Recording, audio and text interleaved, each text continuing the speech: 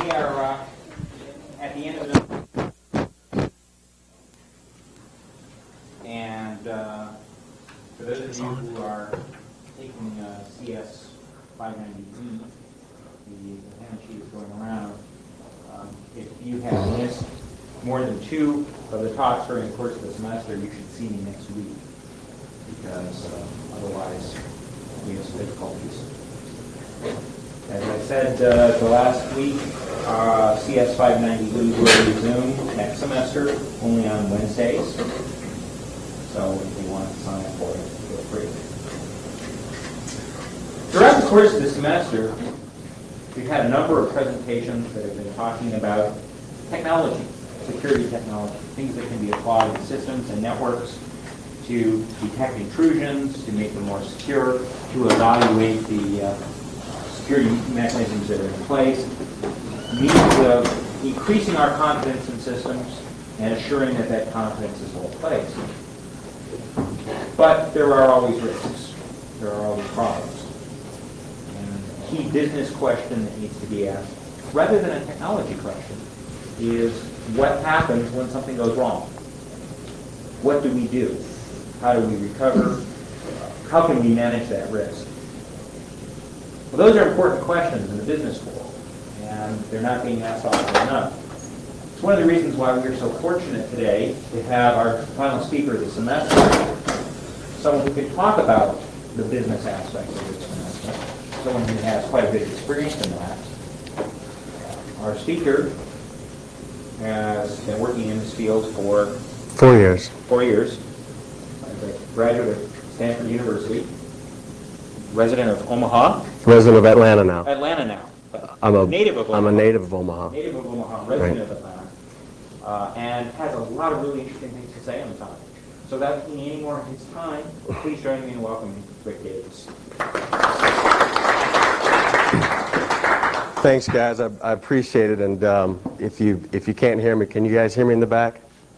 Okay. All right.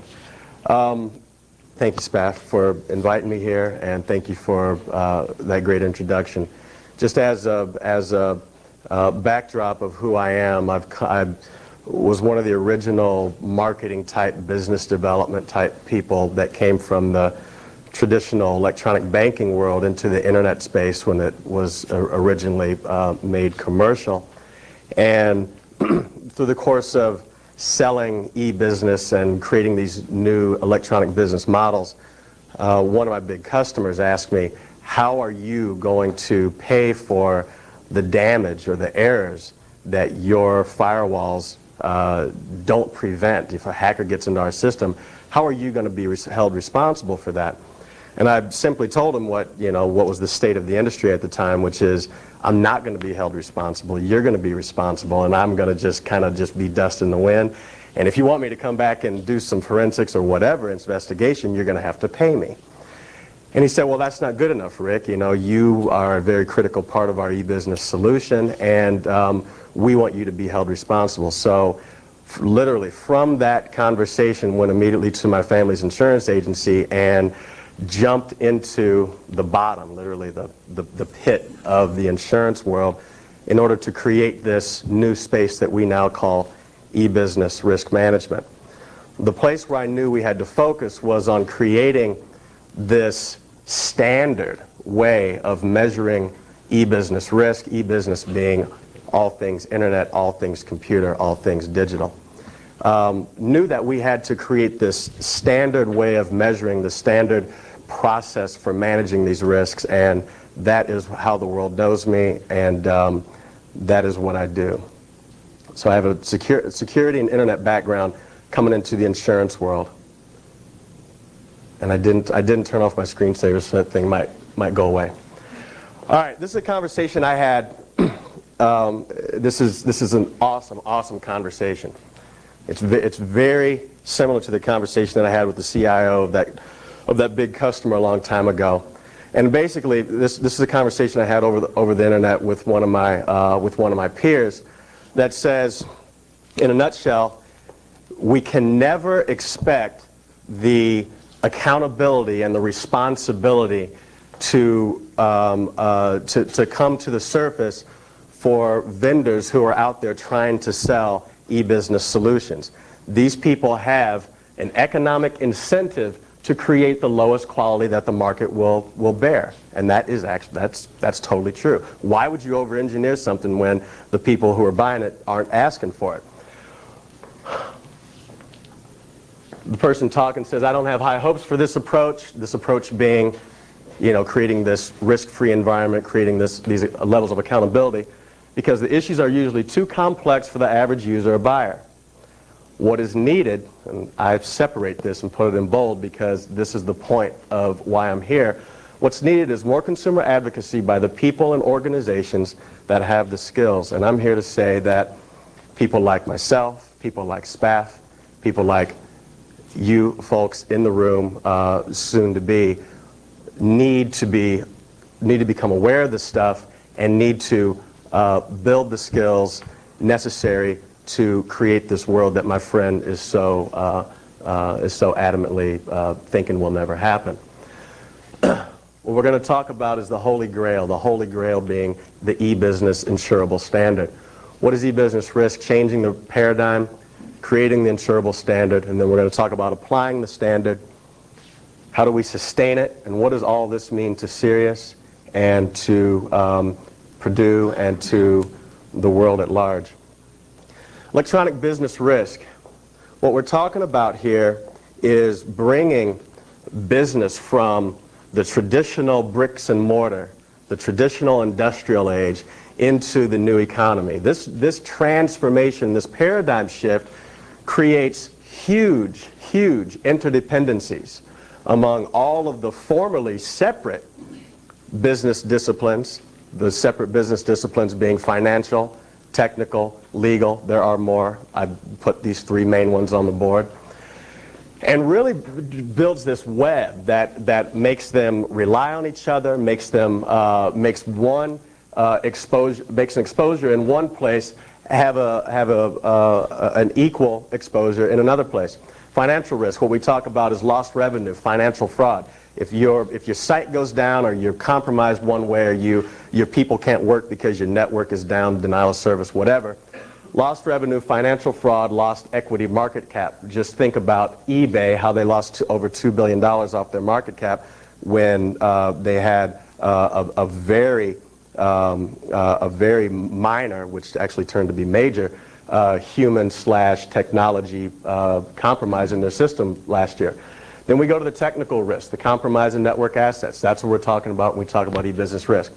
And of course, you can never get rid of the legal risk because there will always be liability of your online activities when something goes wrong. People will sue you. The problem when you create these interdependencies and coming from the traditional world to the e-business new economy world, the problem is that there are separate languages. Each of these disciplines, each of these financial, technical, and legal disciplines talk a different language. They talk separate languages.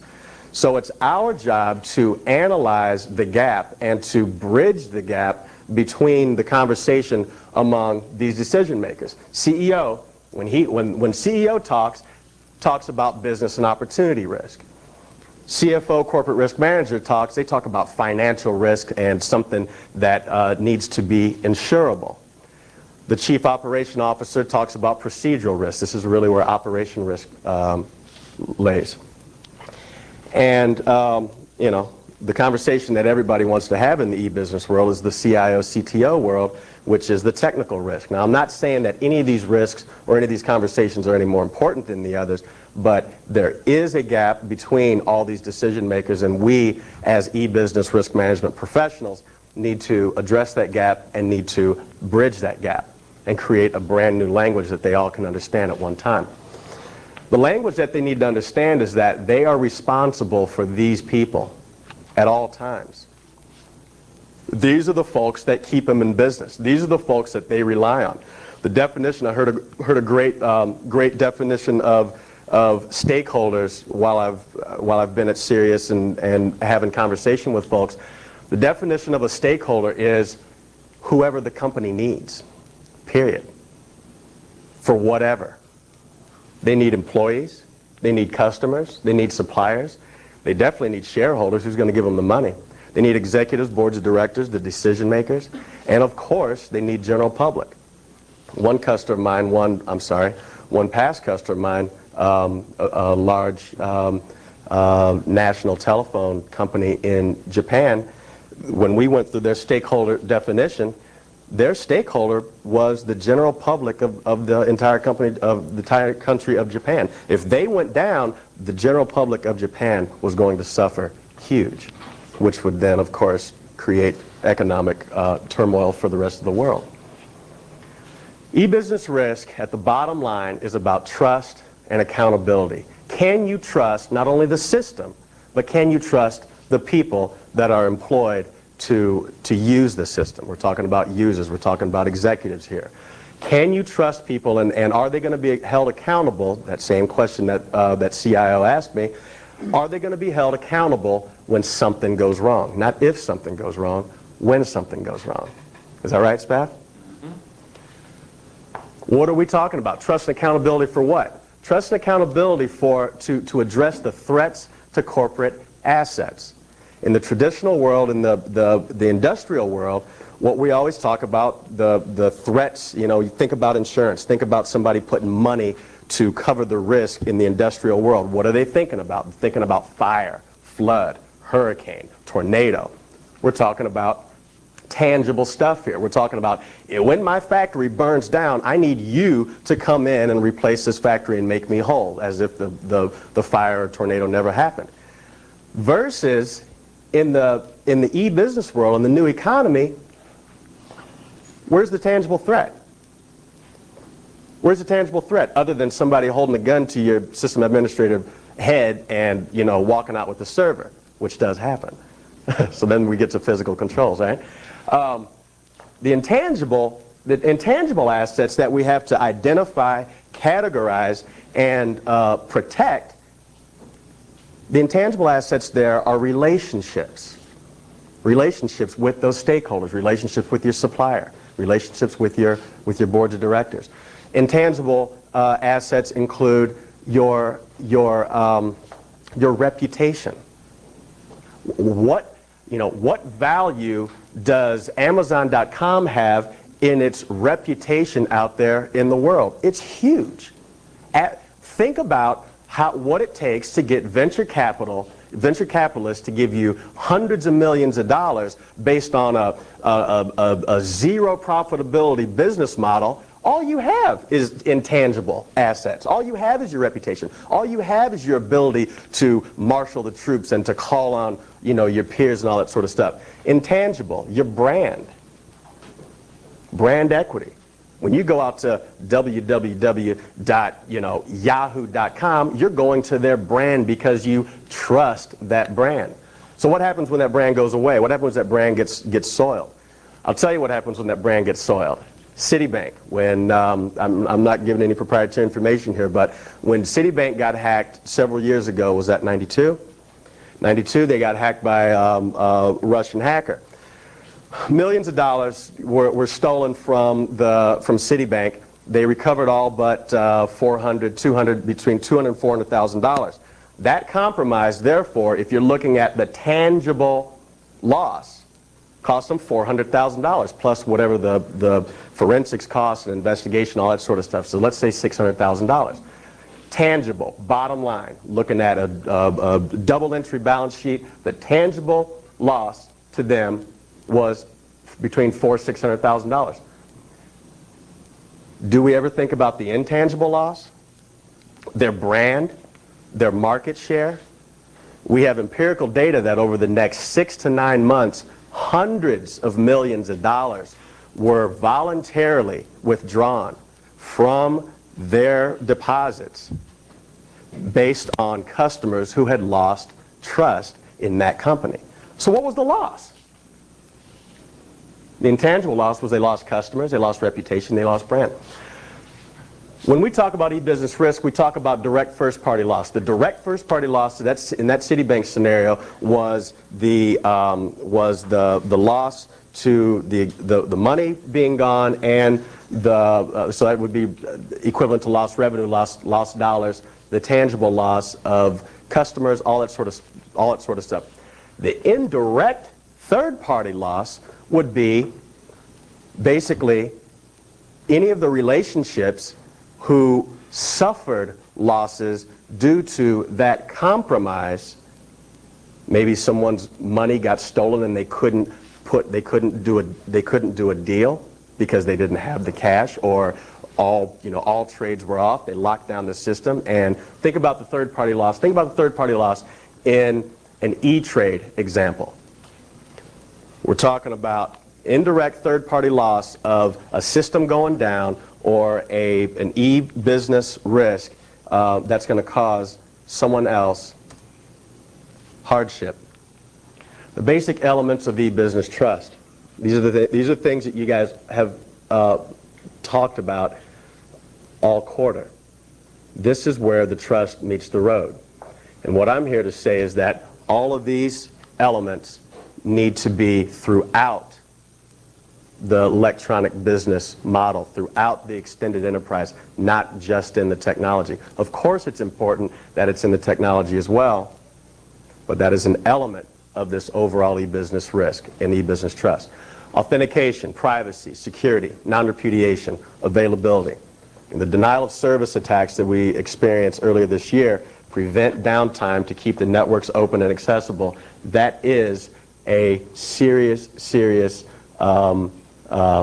trust factor when you cannot get to the vendors that you need to get to. And I think about E-Trade all the time about that.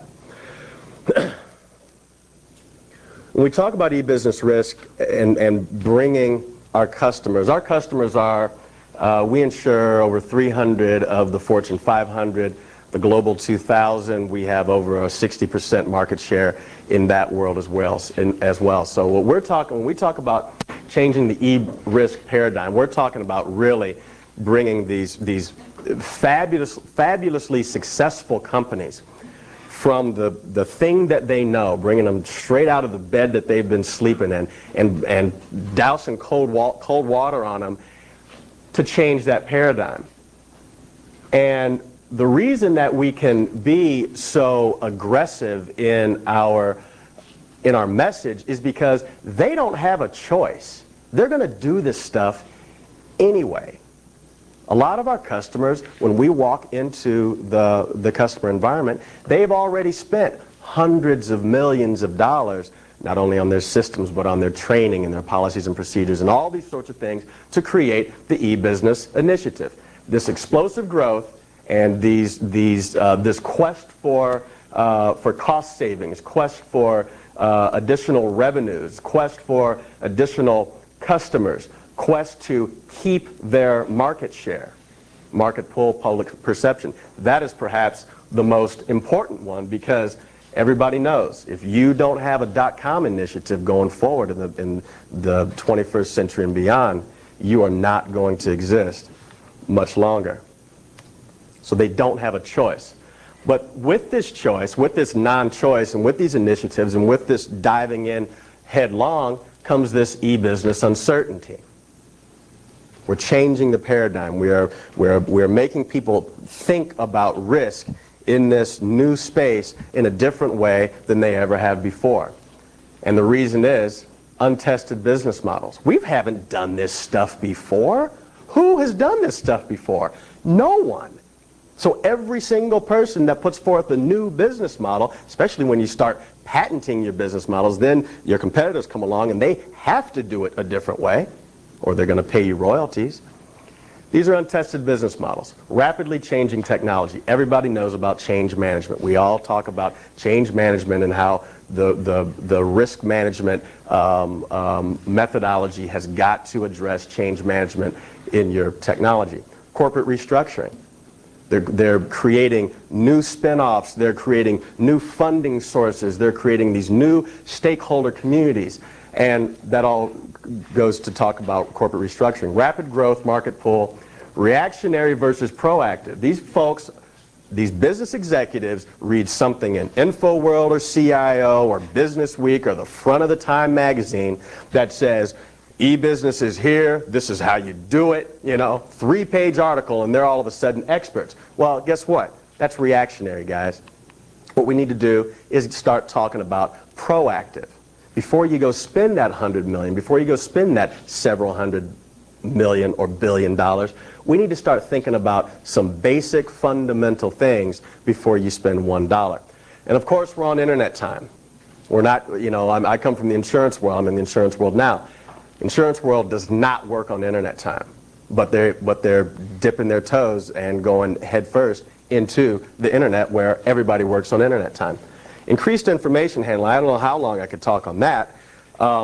When we start talking about, Spaff probably remembers that a lot of data was a KB, several KB.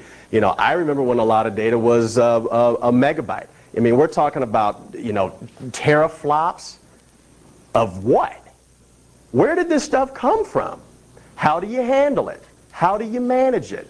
What sort of international regulations are we going to come up against that we don't even know about because we're somebody sitting in, Kalamazoo, Michigan that has a .com initiative, and we're going to sell to the EU, and we don't even know about the European Union Privacy Directive. You guys talk about that at all? European Union Privacy Directive that says you have to handle information in a particular way. This is what we're talking about, going from bricks and mortar, which is the traditional, to bricks and click. You have to evolve the risk management strategy with the e-business model. You cannot have a new e-business model and not have a new risk management strategy. That's basic, that's bottom line. There is no other way of looking at it. The Prudent Man Rule, which is hundreds of years old, still applies. Business is run according to the Prudent Man Rule. The Prudent Man Rule says, and that's not to be sexist, that is what it's called, the Prudent Person Rule now, I guess that's what we should call it, basically says that if you have a business initiative or if you have a business operation or you have decided to do something as a business, as an organization, you owe it to your stakeholders and everybody around you. Remember that stakeholder list? That's a lot of people. You owe it to these people around you to do what is proper and to do what is commonly accepted as the business practice standard. What business practice standards do we have that have anything to do with the new economy, the internet, and e-business? I'm here to say we need to start thinking about that stuff, because when you sit on you sit in front of a jury and you say, I didn't know that we were taking credit card numbers unencrypted, and we had 500,000 credit cards stolen, and now Visa's suing us for $600 million because they had to reissue all these credit cards. I, as a CEO, didn't know that because that's the CIO's job. Remember all that interdependency and all that stuff I was talking about? Guess what? Guess who goes to jail, guys? The CEO, the board of directors. CIO just gets fired. The controls need to be consistent with the business model. That's the whole point.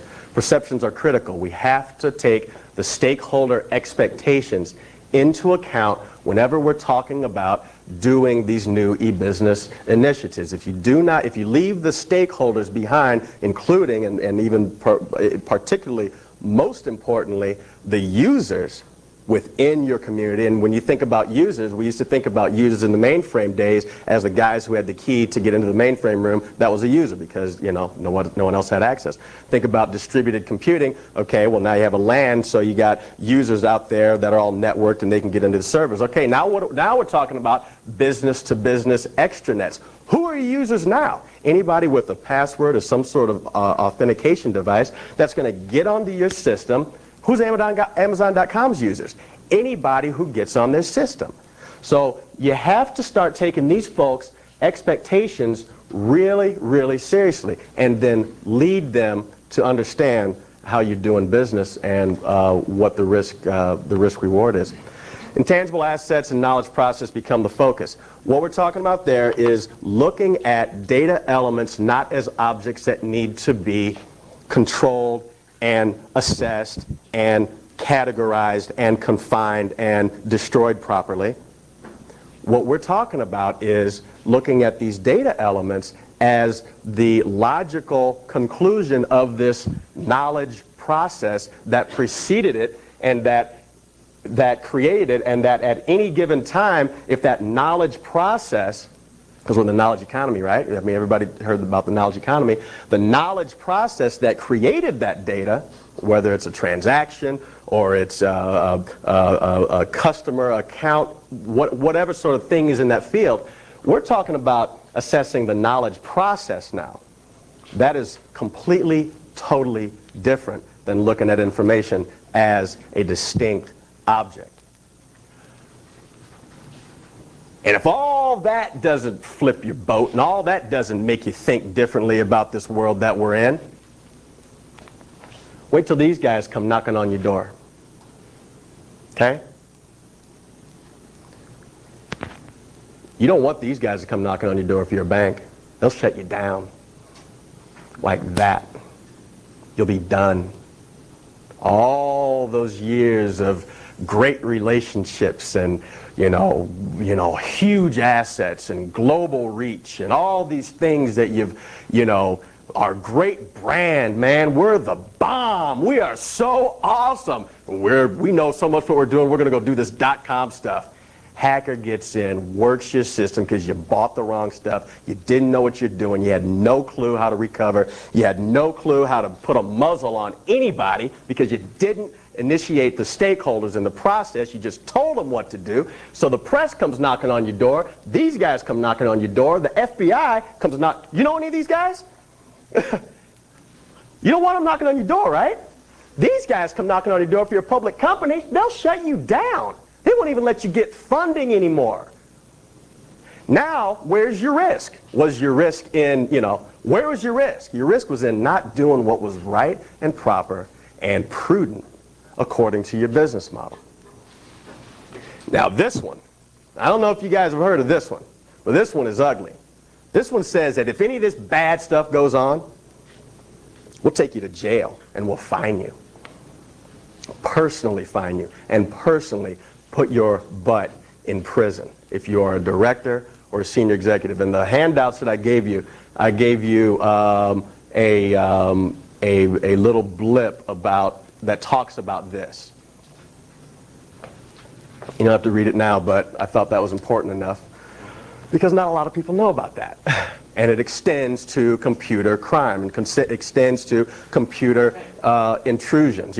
Hacking attempts are illegal. And so when something illegal happens in your environment, you will go to jail if you are a chief decision maker. All right, here's the stuff that you guys came here to talk about. 4 years ago, when I came out of electronic banking and then went into the beginning of the internet, I came armed not with computer science degree, but I came armed with a organizational behavior degree from Stanford. And so the approach that I naturally took to solving this issue, not to solve this issue, but to analyze this issue, because I don't think it will really ever really be solved, unless Spaff and I have something to do with it.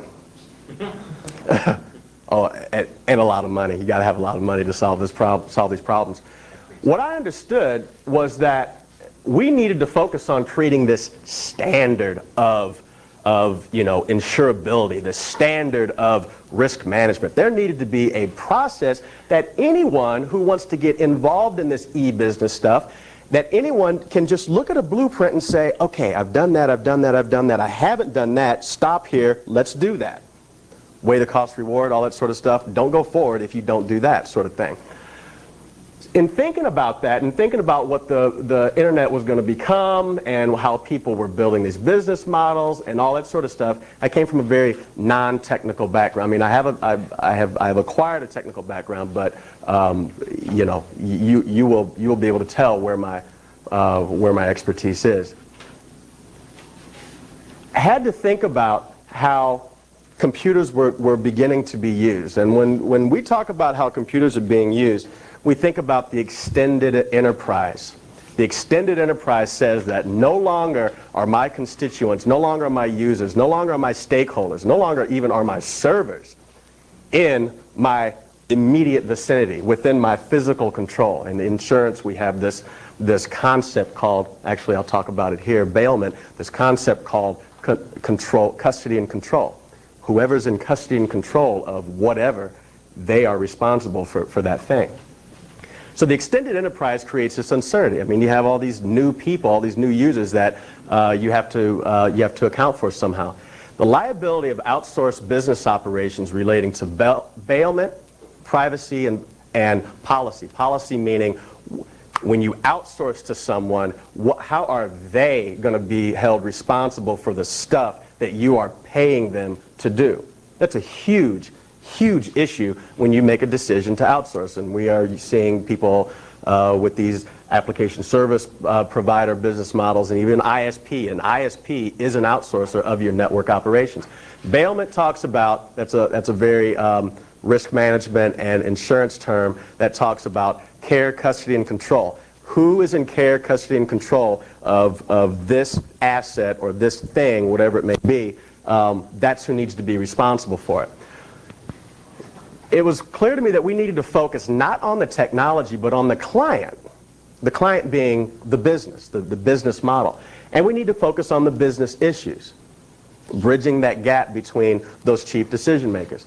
Focus on the stakeholders, we've already talked about that, nailed that one down. And finally, I should have put this on the top, analyze human behavior and figure out what is really going on under the tech, or on top of the technology that drives the organizational culture. In going through,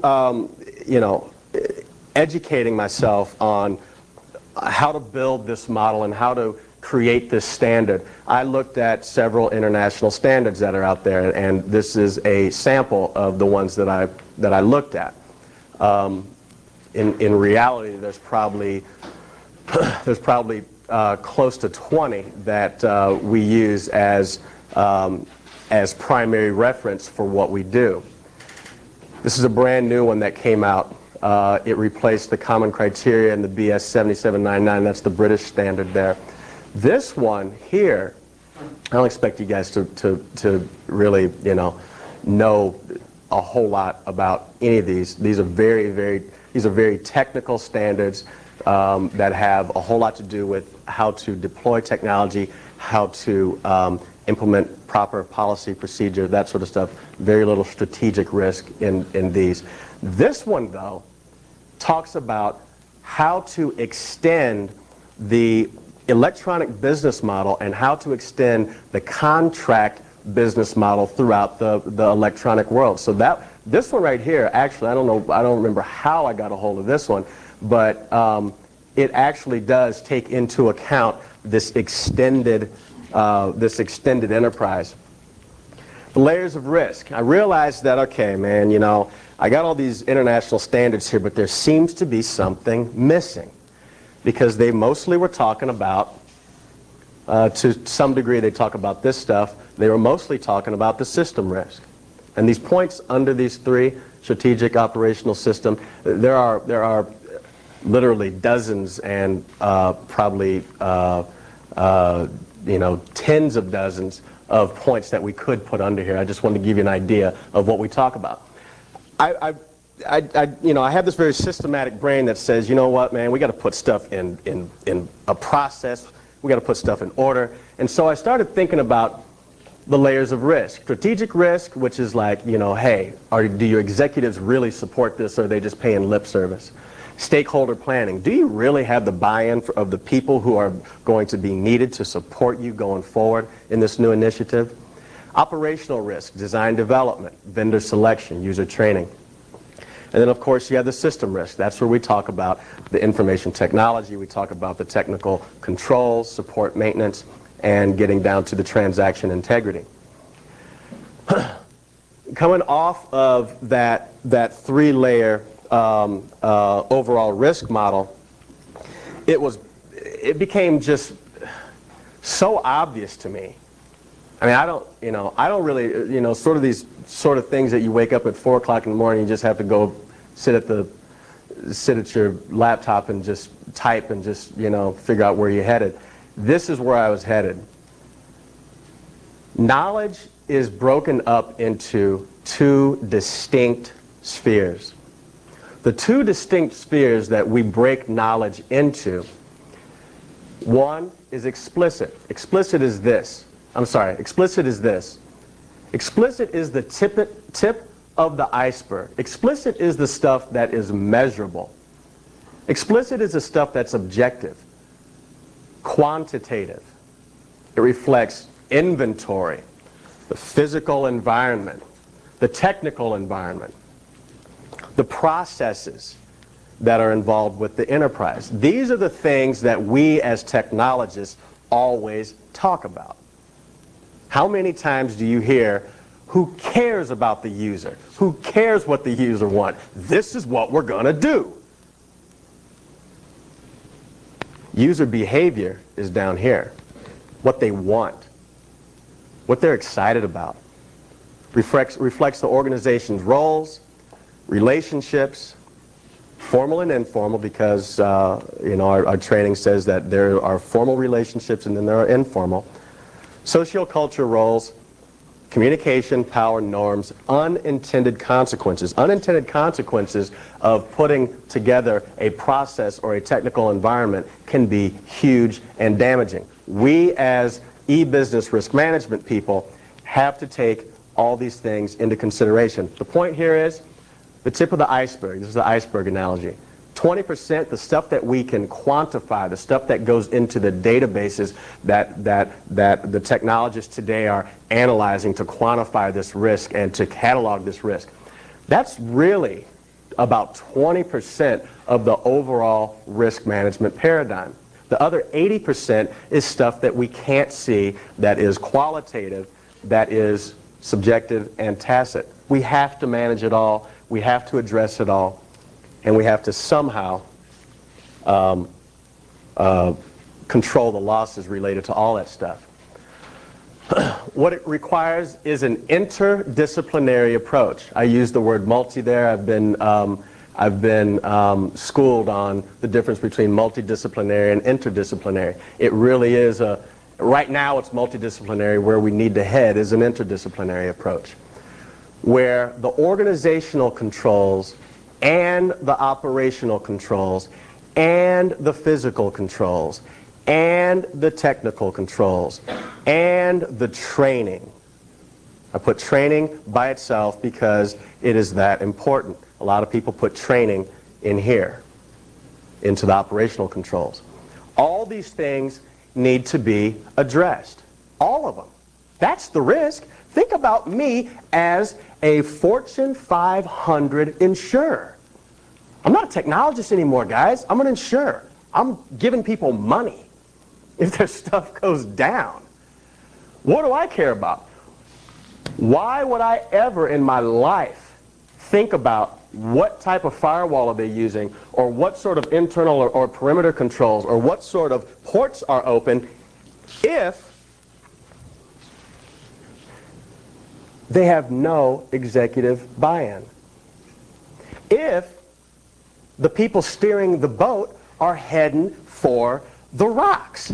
I don't care about this. I as an insurance person, remember we're always talking about this insurable standard?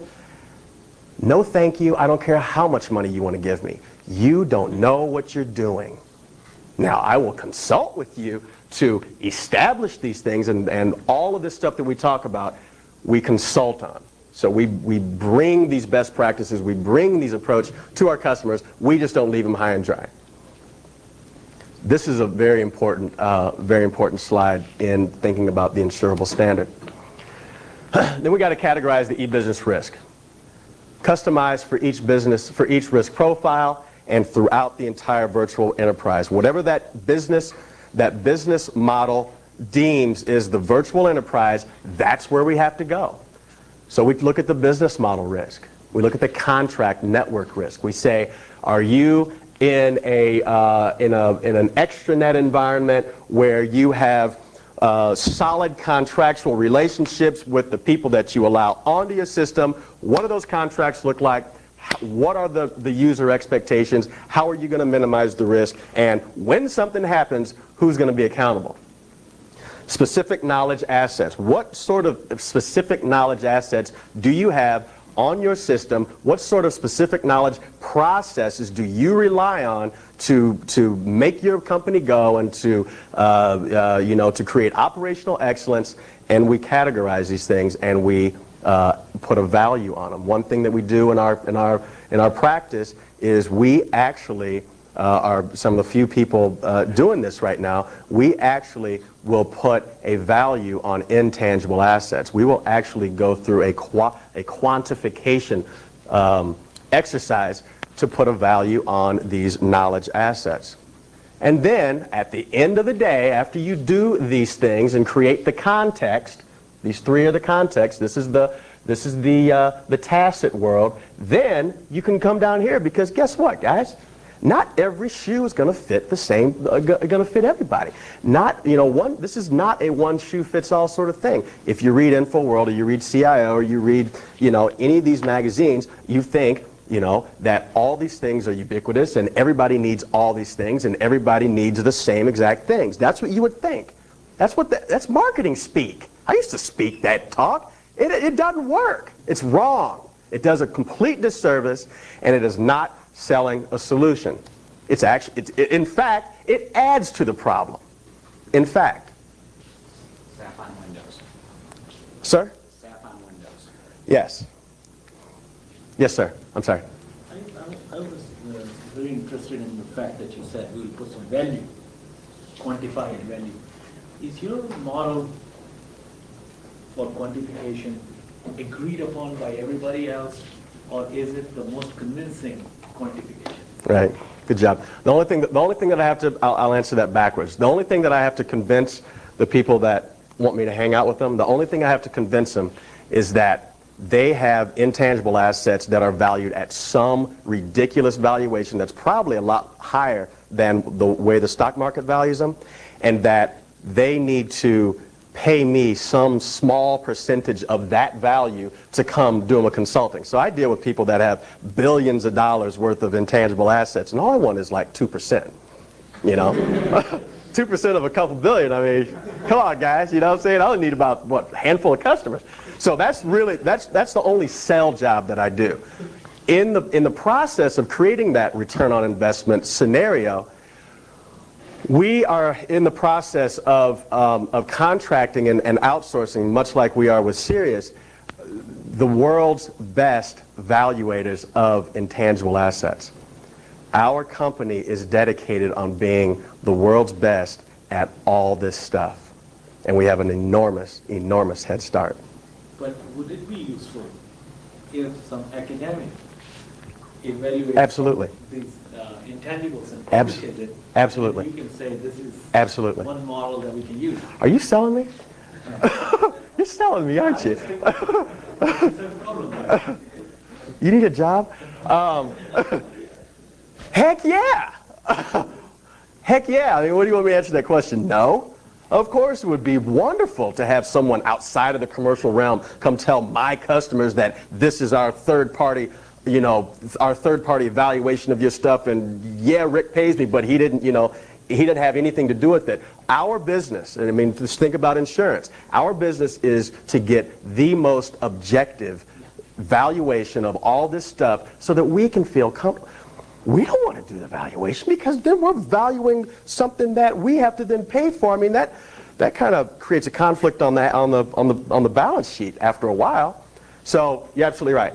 And in fact, what we do is we go out to the world's best people who are leading the charge on this whole intellectual asset valuation, and those are the people that we're dealing with. Even if you feel like you can accurately evaluate the value of these intangible concepts, how can you put a percentage on how often someone's going to break in and take these at this value? Because you even said there's a lot of uncertainty Right. and trust, Right. And you create this environment with all these controls, but still things change day to day. Absolutely. So, what's good today, next week or something, when you left and you went back to your office and you're collecting this money from them, a new bug may come up. Who's going to, enforce that they fix it and they keep up to date? Did you just read this off of this? You did, didn't you? Your question right there is somewhere between inspect and support. We have to, as e-business risk managers, manage the change in the environment. We have no choice. Your question exactly. The answer to your question is, we don't go home, count our money, and say thank you very much. That is the answer to your question. We don't do that. We can't do that, because when they fail, it's our money. How do you figure out the chance that someone's actually going to take this much value that you've assessed? How do you, because all it takes is one bad apple to spoil the whole thing. Right. Some stakeholder somewhere along the way, or someone internally that you trust Right. to do that. So is there Right. any method that you use to analyze that? Sort of the underlying question under what you're asking is there any way to make this whole thing foolproof? Yeah. That's what I hear, and the answer is, hell no. Of course not. Of course, no. Great question. No. Absolutely not. Do you know of any way to make this completely foolproof? One of my basic tenets is, wherever you have a human, you have risk. Period. I don't care what the deal is. The analogy that I gave was, excellent question. Excellent question. I get that question all the time, and I give the same exact answer every time. Nothing is foolproof. Nothing is 100%. All you can do is manage it.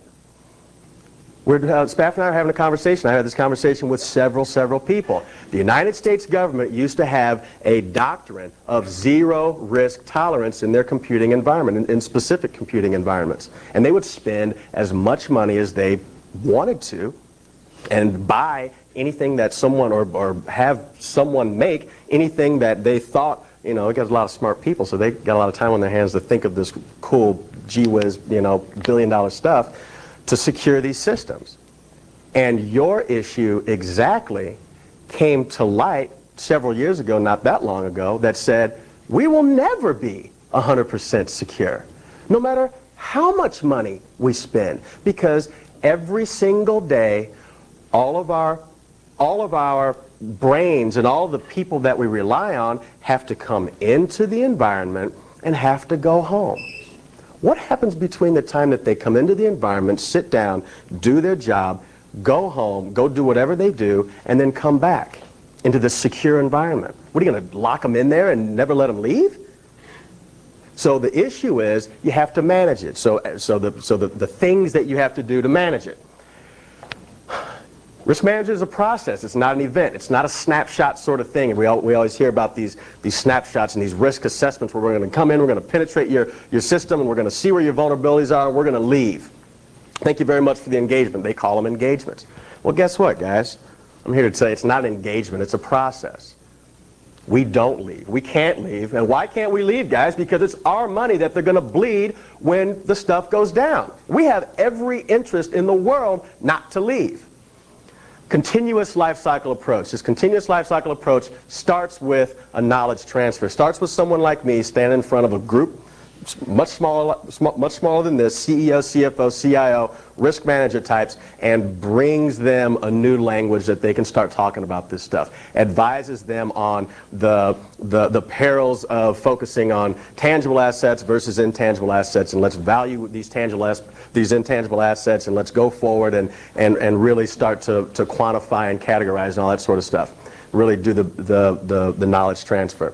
Then we combine information security. You never forget the information security. One question I had today, Pascal actually asked this question, and it was a great question. Rick, but at the end of the day, you talk about all this knowledge stuff. At the end of the day, if a hacker gets in because you didn't batten down the hatches, it turns into a technical compromise, right? Yes, it does. So what we do is we combine information security and traditional risk management Information security talks about these 4 things: identify the risk, protect against the risk, detect the risk, detect the loss or the compromise, and then finally respond to the risk, do your forensics and that sort of stuff. Traditional risk management, in the parlance of traditional risk management, what we talk about is analyze the risk, avoid the risk, control the risk, and then at the end of the day, what this does not do is transfer the risk through some securitization of risk transfer. And we're talking about Fortune 500 companies in Global 2000. That's a lot of risk. So, when we identify, analyze, we call this benchmark. You're going to take a snapshot. You're going to figure out what they have going on in their world right now, because you can't give somebody, a silver bullet if you have no idea if your silver bullet even fits their gun. Then you protect and avoid the risk. This is where we get into our blueprint exercises. We actually come in as a risk management consultant, glorified project manager, architect sort of thing, and we start to blueprint what these people need to do according to this insurable standard. Then we inspect, continuous inspection, continuous inspection and continuous probing of the entire business model, not just the technology, but yes, we do continuous inspection of the technology as well. And then finally, support. This is where the transfer piece is. This is where the reaction and the insurance piece are. A lot of our customers, we don't even call it insurance, we call it securitization of their risk, because it's no longer insurance. It's really just a big fat check that they give us and we just hold on to. You guys got any questions on this? I mean, I'm sure you got questions on this stuff specifically. This could get kind of hairy. Yes. Well, see, it's kind of heard before. With the traditional sense, if your alarm didn't work, you can kind of sue the alarm maker. Whereas software people, it's kind of a software in general isn't held to the same level as physical products anymore. And software doesn't work in your computer, it's too bad. Let's take it a little less high tech than your alarm installer. Let's say your plumber. How many times have you ever seen on the side of a plumber's van, bonded and insured? And here's their license number. They have to be licensed. Who has to be licensed in the software world, guys? Who has to be bonded and insured to come work on your most critical stuff? And if it goes away, you're done. Nobody. Yeah. So the plumber, I mean, one of the oldest professions. I mean, plumbing back in the ancient Roman days. I mean, there have been plumbers for a long time, and we have figured out that this is a pretty critical thing to our civilization. We will not let you in the door unless you are licensed and insured. A plumber. But we'll let you come configure our firewall. We'll let you, just come on in. Bring all your boys. We're not going to check visas. We're not going to check criminal records. I tell you what. Where'd you graduate from? Didn't graduate? Oh, you're a reformed hacker? Oh, come on in. You must know what's up. Like, yeah, I do know what's up, okay? Gotcha. Exactly. That's the point. Not held to the Prudent Man Rule of doing what is customarily accepted as proper business standards. That's exactly what all this is talking about. So you're starting to get this picture. But this is more like a policy for a given company, not necessarily for the products you buy. This seems to be an outline for like a standard for how a company, the policy they go through. Even if a company puts its policy, but the products they have, they're here at that level. Right. So what we do in the blueprint section is we will actually help them select their vendors and select their products and select the people who come in and do the work for them. So we will act as that third-party certification, third-party sort of trusted advisor to say, you probably don't want to work with these people because in their contract, guess what? They're not being held responsible for anything. So unless they change this contract, or, let's go with these other people because they will be held responsible. We know that they're good people, and, SPAF says they're good people, so let's go with it. A lot of this has to be done on intuition and relationships. That's where your reputation comes in. You see a firewall company saying, we will be responsible up to $5 million for this firewall? I have customers today that we have created a warranty for their firewall product. Yes. We just did my old company, I'm sorry, this was my deal, but I left before it was iced. It was iced, but it wasn't completed.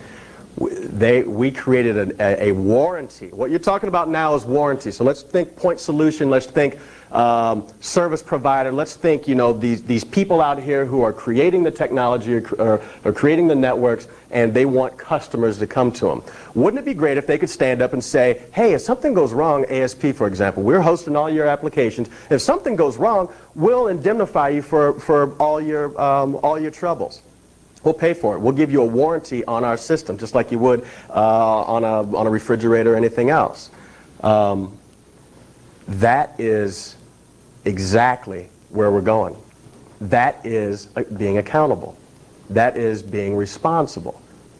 That is. Otherwise, you have the same thing that happens in the tobacco world and the gun world. You get sued. Class action suits. I wouldn't want to be a tobacco maker, right? I mean, they're making a gang load of cash, but I tell you what, bad press, bad reputation, bad all sorts of stuff.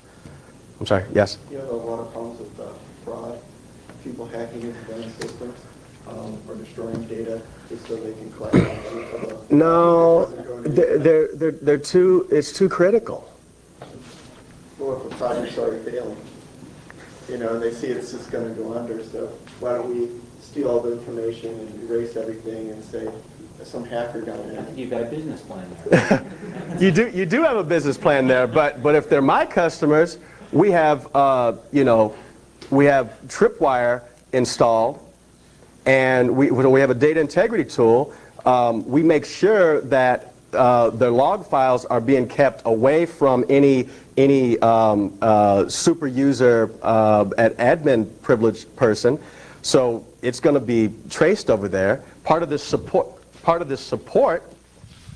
But if this is an insider job because they want to do fraud, they're going to know about all these things and take the appropriate precautions. That is the risk that we all face, right there. You can but if me to death with that, right? But if it was like, some, dude that got in there and they didn't know and, he killed somebody, guess what? That happens every day anyway.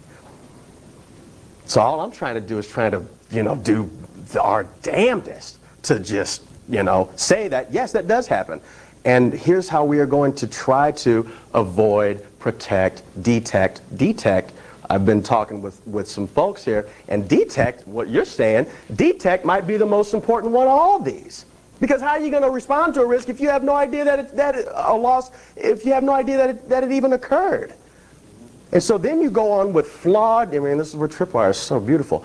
You go on with flawed data, and the distributed denial of service attacks, I will say, and I've actually said publicly, would not have happened if the people used as the hosts had a robust way to detect that their files and their OS and their stuff had been changed from the last time they used it. I have to believe that in my heart. I have to believe that would not have occurred. Absolutely. A tool like Tripwire would have told them that something changed. And they would have said, do you want to go on with this change, or is it spooky enough that you want to, check it out a little more? So what does it always come down to? The human decision. And we just got to be smart. But that is, in fact, the risk that we all face anyway, is the bad person who gets in and works your life. Yes, ma'am?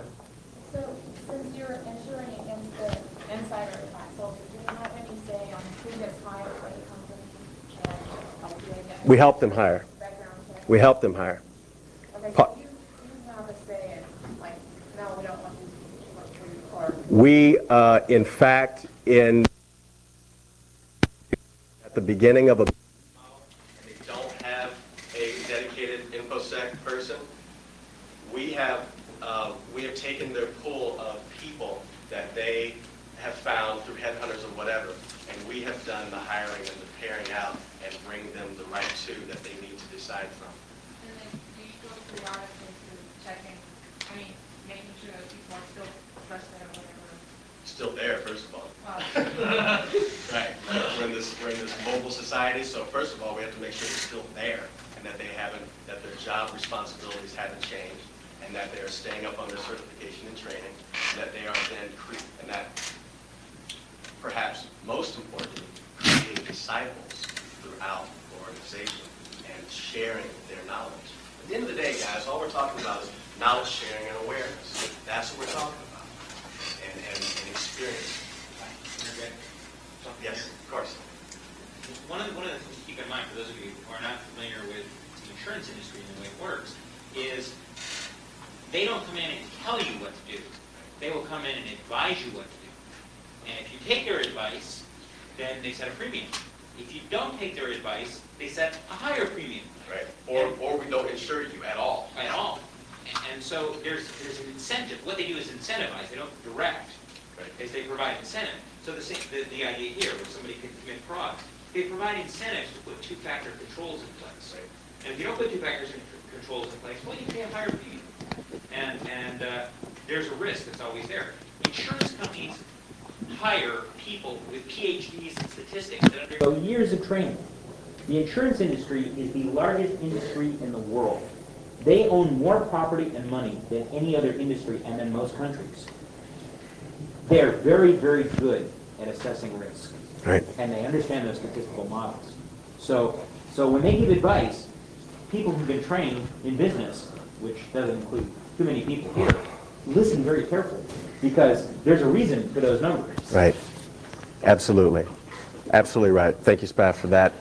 That is perhaps one of the introductory comments that I should generally make, because a lot of people don't really understand what the insurance world is all about, and really the power and clout that we have. We are just now experiencing this newfound power and clout, and I've been working on this for over 4 years now, and I'm now running all of this, starting up and running all this for Aon, which is the second largest insurer in the world. Can you skip some of these? I will, absolutely. All right, guys, here we're going to talk, we were talking about applying the insurable standard to island hopping, email exposures, website exposures, and content business model exposures. I put these in to really illustrate how we talk about loss and the magnitude of the losses that we're talking about.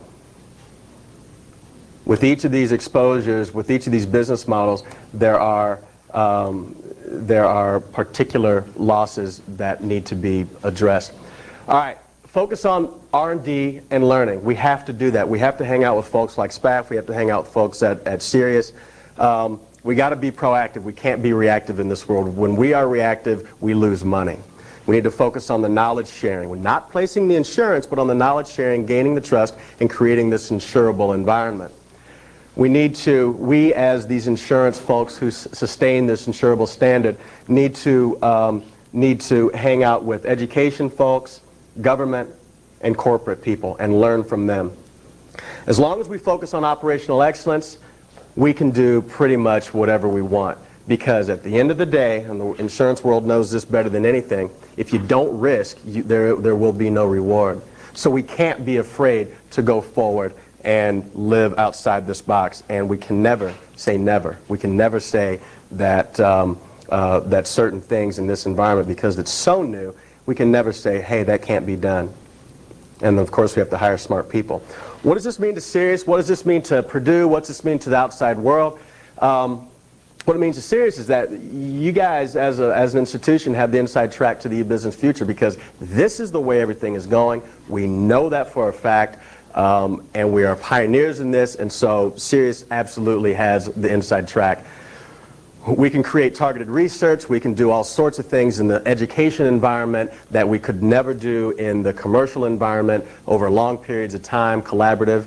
We will give you ability to create real-world experiences, to use the world as the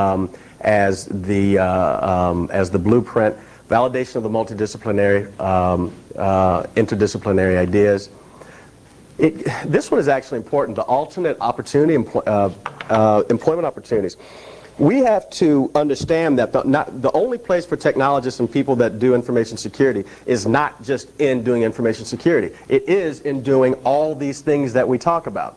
This stuff that you learn here, the bits and bytes of the world and the firewalls and the antivirus and the VPN and all this sort of PKI and all this sort of stuff is very, if you think outside the box, is very transferable to the real world. Kind of all a key exchange, if you think about, you know, I'm getting a little deep here, but if you think about the public key exchange and you think about how VPN handshake works, all that is an agreement to work on a certain protocol. An agreement is a contract. All it is stated expectations.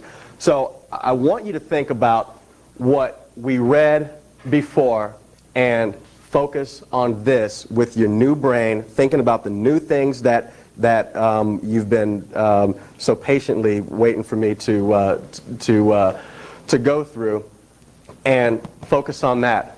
What is needed is more folks who can talk about this stuff and who have the skills to deal with it. Because this is not an acceptable situation. The issue my man brought up there is not an acceptable situation where people are not held responsible. This is what we have to focus on. We not focus on selling point solutions and the real point solution, under the rug sorts of issues. We need to really think about bridging this knowledge gap and doing a consultative engagements. Some intangible exposures are not insurable. You cannot insure loss of reputation. You cannot insure loss of market cap. We need to create this new language called e-business risk management that is a combination of e-business consulting, information security, traditional risk management, insurance, all that sort of stuff. Focus on the stakeholders, because the third-party loss in this networked world, it's not necessarily the loss that I sustain as my company, but it is the loss that I cause other people out there in this networked world. That's going to be the most damaging. And the last thing is perhaps the most important. Dare to learn new stuff. Think outside the box, guys. We have to think outside the box. The only way we're going to go forward in this new world is if we dare to learn new stuff and think outside the box. All right, I've sufficiently overstayed my welcome.